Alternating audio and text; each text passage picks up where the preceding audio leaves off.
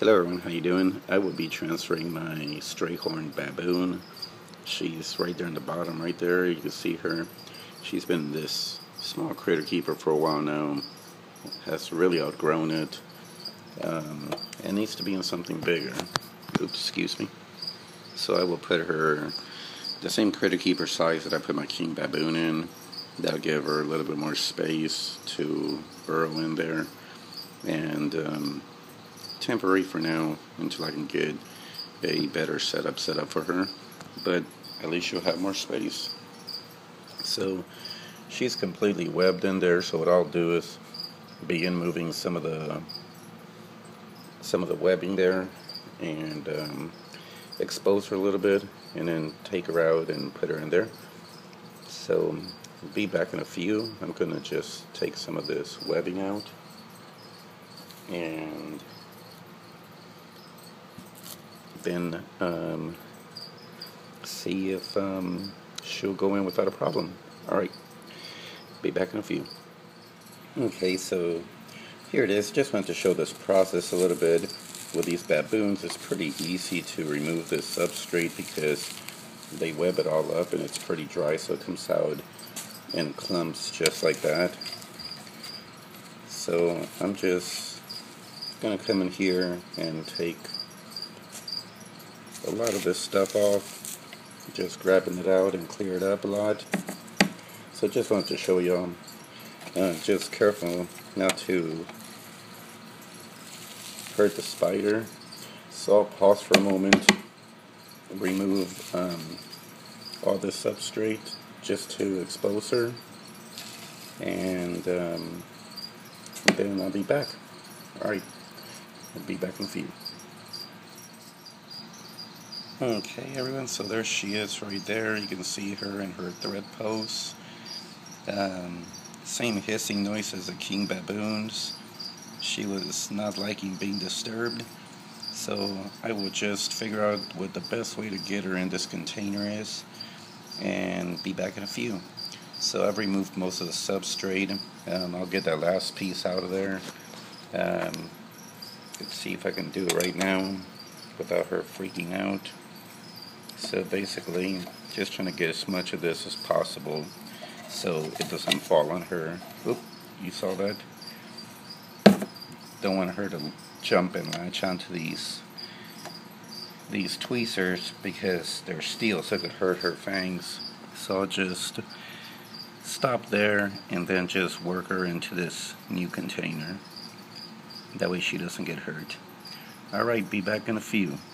Okay everyone, how you doing? Got her in here. She's inside of the critter keeper and inside of a 10-gallon container. So I will try to lure her out, see what the best way is, because these guys tend to be real flighty and run a lot.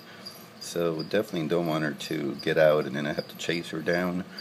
Have a lot of stuff right now where she could hide, so keeping it pretty safe for now. So we'll have her in there, most of the substrate gone, and she is inside of this bigger 10-gallon container. So for now she will stay in there, and I will figure out a good way of getting her out of there so that she doesn't hurt herself. They tend to want to attack anything right away. So she's in there. I was hoping she would just come out once the lid was off, but that doesn't seem to be the case.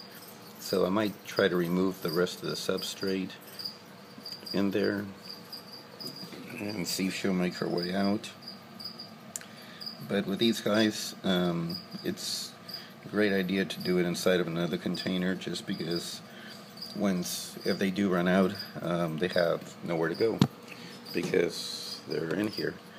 Alright, so let me figure out the best method to do this, and I will be back in a few. Thanks for watching. Okay, well there she is. Basically what I did, she was in that critter keeper, this one here, and I just basically just slowly started rotating the critter keeper and working her flat on there, and she moved with the critter keeper, and I just like put it on top of her and it got to where she was sitting on top of that piece of substrate that she had in her old critter keeper. And so once I got her in there, she just kind of stayed real still on top of it. But she is awesome. You couldn't see her in the other container, but you could see the horn of her carapace right there. Really cool tea. She's just kind of stunned right now, I think, just because she's going through this transfer ordeal. Really cool looking. So that's really good that I was able to get her in here. The lid is closed now.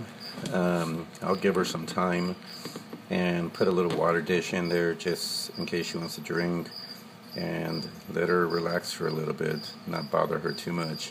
When she gets off that piece of substrate, I'll go ahead and remove it out of there, and she'll have just her clean substrate to build a new burrow. There she is. Not too bad. Alright everyone, hope this helps, and thanks for watching.